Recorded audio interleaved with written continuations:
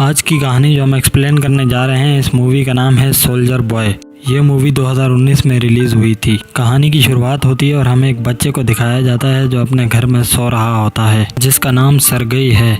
तभी हम देखते हैं कि उसके रूम का दरवाज़ा नॉक होता है। अब ये बच्चा दरवाज़ा खोलता है तो देखता है कि पड़ोस वाली आंटी उसके दरवाजे पर खड़ी है। सरगई अपनी आंटी से पूछता है कि उसकी माँ और उसका छोटा भाई कहाँ हैं। वो उसे बताती है कि जर्मन्स ने हमारे गांव पर हमला कर दिया है और अब उसकी माँ और उसका छोटा भाई इस दुनिया में नहीं रहे। यहाँ पर ये औरत सरगई से कहती है कि तुम इस खिड़की से बाहर भाग जाओ, और सरगई यहाँ से भाग जाता है। और तभी जर्मन सरगई की आंटी को भी मार देते हैं और सरगई यहाँ से जंगल की तरफ भाग जाता है। हालांकि सरगई सिर्फ 6 साल का बच्चा है, लेकिन वो बहुत बहादुर होता है, इसीलिए वो डरता नहीं है। अब अगली सुबह सरगई यहाँ पर जर्मन सोल्जर्स को देखता है और एक दरख्त के पीछे छुप जाता है। पर तभी यहाँ पर एक सांप आ जाता है, जिसे देखकर सरगई अपने मुंह पर हाथ रख लेता है ताकि सांप को उसका पता ना चले। अब सरगई देखता है कि जर्मन सोल्जर वहाँ से चले गए हैं और सरगई उस जगह पर जाता है जहाँ पर वो सोल्जर खाना खा रहे थे, और ये उनका बचा हुआ खाना उठाकर जंगल की तरफ चला जाता है। लेकिन कुछ ही देर के बाद उसे दोबारा से भूख लग जाती है, लेकिन उसके पास जंगल में मौजूद पत्तियां खाने के अलावा और कोई भी रास्ता मौजूद नहीं होता, और ये फौरन से वो पत्तियां खाना शुरू कर देता है और इसी तरह से वो जंगल में आगे बढ़ना शुरू कर देता है।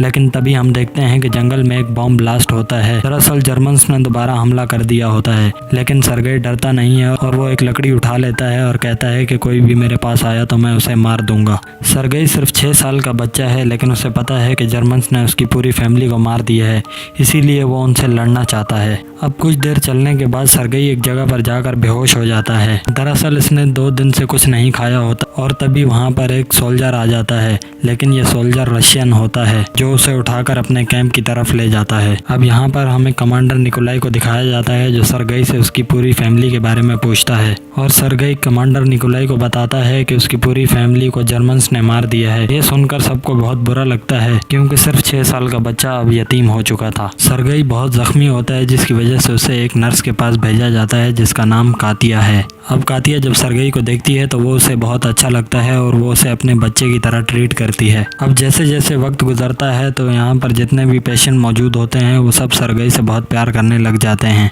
अब यहाँ पर कमांडर निकोलाई सरगई से मिलने आते हैं। सरगई कमांडर निकोलाई से उसकी गन दिखाने को कहता है, और कमांडर निकोलाई उसे अपनी गन दिखा देते हैं क्योंकि वो उसे अब अपने बेटे की तरह मानते हैं। अब यहाँ पर कमांडर निकोलाई कैंप से बाहर आता है और कातिया से मिलता है। दरअसल ये एक दूसरे से प्यार करते हैं, लेकिन आज तक इन्होंने एक दूसरे को अपने दिल की बात नहीं बताई होती। यहाँ पर कमांडर निकोलाई कातिया से कहता है कि हमें सरगई को चाइल्ड होम में भेजना पड़ेगा, पर कातिया कमांडर निकोलाई से कहती है कि वो उसे अपने बच्चे की तरह पालेगी। लेकिन कमांडर निकोलाई कातिया से कहता है कि मैं ऐसा नहीं कर सकता क्योंकि यहाँ पर जंग का माहौल है और मैं नहीं चाहता कि एक बच्चे की जान को खतरा हो। अब अगले सीन में हम देखते हैं कि कुछ सोल्जर सरगई के पास आकर उसके साथ खेल रहे होते हैं और कोई भी नहीं चाहता कि सरगई यहाँ से जाए। अब यहाँ पर हम देखते हैं कि कुछ जर्मन सोल्जर्स वहाँ पर आ जाते हैं और इन पर हमला कर देते हैं, पर ये सब सोल्जर उनका बहुत बहादुरी से मुकाबला करते हैं और इस मोर्चे को अपने हाथ से नहीं जाने देते। कुछ दिन गुजरने के बाद आखिर वो दिन आ जाता है जब सरगई को यहाँ से भेजना पड़ता है। कातिया सरगई को कमांडर निकोलाई के पास छोड़कर वहाँ से चली जाती है क्योंकि वो सरगई को यहाँ से जाता हुआ नहीं देख सकती। अब यहाँ पर कमांडर निकोलाई सरगई के साथ कुछ वक्त गुजारता है और उसे लकड़ी की एक गन भी देता है, जिसे देखकर सरगई कमांडर निकोलाई के गले लग जाता है, जिससे कमांडर निकोलाई का दिल पिघल जाता है और वो सरगई से कहता है कि क्या तुम मेरे बेटे बनोगे, और सरगई कमांडर का बेटा बनने के लिए राज़ी हो जाता है। वहाँ दूसरी तरफ ये बात सबको पता चल जाती है कि अब सरगई यहाँ से कभी नहीं जाएगा क्योंकि कमांडर निकोलाई ने उसे अडॉप्ट कर लिया था। यहाँ पर हम देखते हैं कि सब ने मिलकर सरगई के लिए एक यूनिफॉर्म बनाई होती है, जिसे देखकर सरगई बहुत खुश हो जाता है और बाहर सबको दिखाने के लिए चला जाता है। लेकिन तभी वहाँ पर हम देखते हैं कि जर्मन प्लेन आ जाते हैं और वो इन पर हमला कर देते हैं। बहुत सारे सोल्जर्स जख्मी हो जाते हैं, लेकिन कमांडर निकोलाई किसी तरह से सरगई को बचा लेते हैं। जब जर्मन प्लेन्स यहाँ से चले जाते हैं तो सरगई सबके पास जाता है। वो सबकी मदद करना चाहता है, लेकिन कोई उसकी बात नहीं सुन रहा होता और वो उस कैंप में चला जाता है जहाँ पर सारे जख्मी सोल्जर्स होते हैं। अब यहाँ पर एक सोल्जर होता है जिसकी दोनों आंखें ज़ाया हो चुकी होती हैं, और वो सरगई से कहता है कि क्या तुम मेरे लिए ये चिट्ठी पढ़ सकते हो। लेकिन सरगई सिर्फ 6 साल का बच्चा है जिसे पढ़ना नहीं आता, पर वो सोल्जर से चिट्ठी लेकर कुछ न कुछ बोलना शुरू कर देता है और एंड में वो उससे कहता है कि तुम्हारी गाय ने अब बहुत सारा दूध देना शुरू कर दिया है। लेकिन वो सोल्जर कहता है कि मेरे पास तो कोई गाय नहीं है। तभी वहाँ से दूसरा सोल्जर कहता है कि जो भी ये बोल रहा है बस तुम सुनते रहो। उससे चिट्ठी पढ़ता देखकर सारे सोल्जर्स हंसने लगते हैं और जंग के इस माहौल में कुछ पलों के लिए खुशी आ जाती है। यहाँ पर बहुत दिन गुजर जाते हैं और सरगई बिल्कुल एक सोल्जर की तरह सोचने लगता है और सोल्जर की तरह रहने लगता है। अब एक सुबह सरगई शेव कर रहा होता है कि तभी उसके पास 2 सोल्जर आते हैं और उससे कहते हैं कि क्या तुम डेट पर जा रहे हो, और तभी सरगई उनसे कहता है कि सोल्जर कभी डेट पर नहीं जाता। अब अगले सीन में हम देखते हैं कि सरगई वहाँ पर जाता है जहाँ सभी सोल्जर्स की मीटिंग चल रही होती है और वो कमांडर निकोलाई से कहता है कि क्या मेरे लिए कोई हुक्म है सर, और वो उससे कहते हैं कि हाँ, जितने भी सोल्जर्स की चिट्ठियाँ आई हैं तुम ये चिट्ठियाँ उन सब तक पहुँचा दो। अब सबकी चिट्ठियाँ पहुँचाने के बाद सरगई अपनी दूरबीन लेकर जंगल की तरफ निकल जाता है और तभी सरगई देखता है कि झाड़ियों के पीछे 2 जूते उसे नजर आते हैं और वो वापस अपने कैंप में आकर अपने सोल्जर्स को बताता है। इसके बाद यहाँ से कुछ सोल्जर्स वहाँ पर जाते हैं और वो देखते हैं कि वहाँ पर एक जर्मन जासूस है और वो उन जासूसों को पकड़ लेते हैं।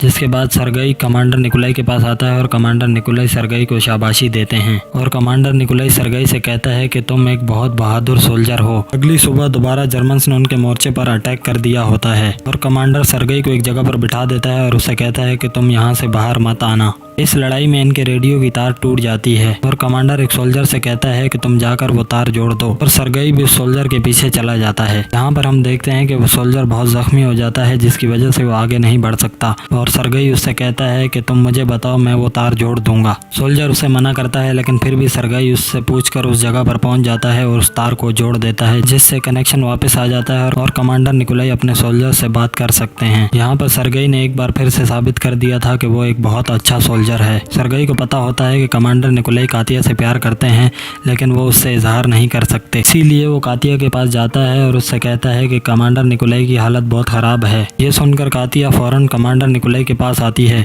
लेकिन वहाँ पर आकर वो देखती है कि कमांडर निकोलाई तो बिल्कुल ठीक है और ये लोग समझ जाते हैं कि ये सब सरगई ने जानबूझकर किया है। यहाँ पर कमांडर निकोलाई कातिया से कहता है कि क्या तुम सरगई की माँ बनोगी, और कातिया भी हाँ कर देती है। अब अगली सुबह इन्हें ऑर्डर्स मिलते हैं कि इन्हें यहाँ से दूसरी जगह जाना है और ये पूरी बटालियन वहाँ से रवाना हो जाती है। रास्ते में जर्मन इन पर हमला कर देते हैं और बहुत सारे सोल्जर्स जख्मी हो जाते हैं और ये दूसरी जगह पहुँच जाते हैं जहाँ पर कमांडर निकोलाई अपने जनरल से मिलते हैं। अब यहाँ पर हम देखते हैं कि सरगई आता है जो कमांडर और जनरल को एक सोल्जर की तरह सैल्यूट करता है और पूछता है कि आज मेरे लिए क्या ऑर्डर्स हैं। यहाँ पर कमांडर सरगई से कहता है कि तुम सब सोल्जर्स को लाइन में खड़ा करो और उनकी यूनिफॉर्म्स को चेक करो।